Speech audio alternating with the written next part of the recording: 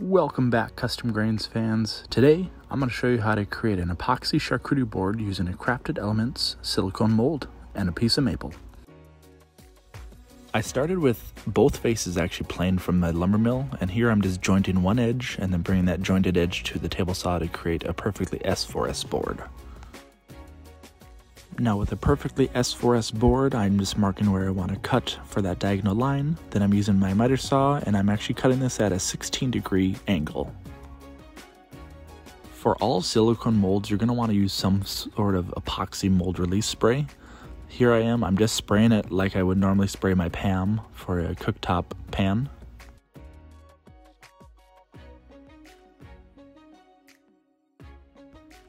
Now for epoxy, I actually prefer liquid glass super clear. I've tried darn near 10 different brands, and this is by far the most quality and the most affordable epoxy maker out on the market these days. And just like what your high school crush said, you better rubber up. And for the epoxy pigment, I'm actually using Tropical Blue made by Mayspring.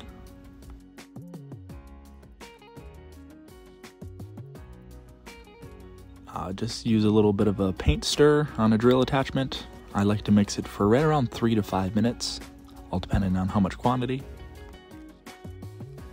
And just how satisfying this epoxy pour is on the mold.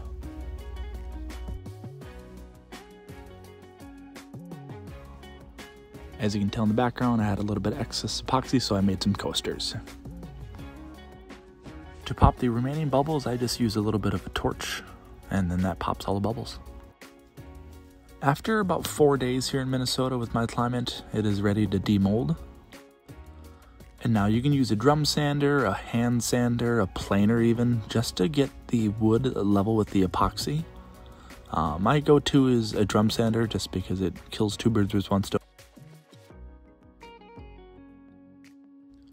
Now there is a little bit of a gap between the wood and the silicone mold itself, so that's where the epoxy went.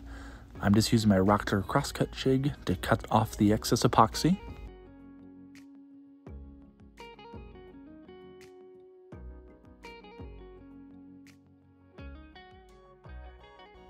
And then after all said and done, I like to hand sand it to 220 and then water pop it.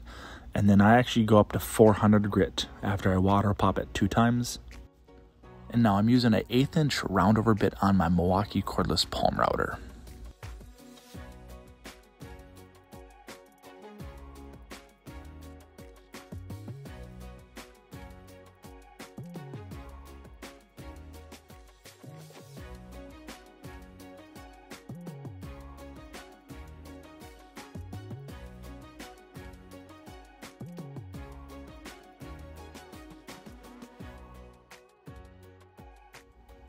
And like I said, here you see I'm using the Diablo Sandnet 400 grit, and then I'm using my Rotex 125.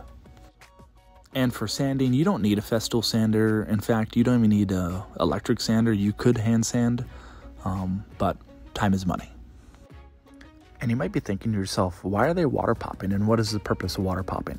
So what water popping does is that it raises the wood fibers, and then once it raises the wood fibers, you just sand it again to make it smoother. And after so many times, the wood fibers don't get raised from water, and then the end user would not feel the wood fibers raised when they wash their charcuterie board. While my wife is out of the house, I use her favorite bath towel just to protect my workbench from the wood conditioner. I would hate to have the wood conditioner get onto my workbench.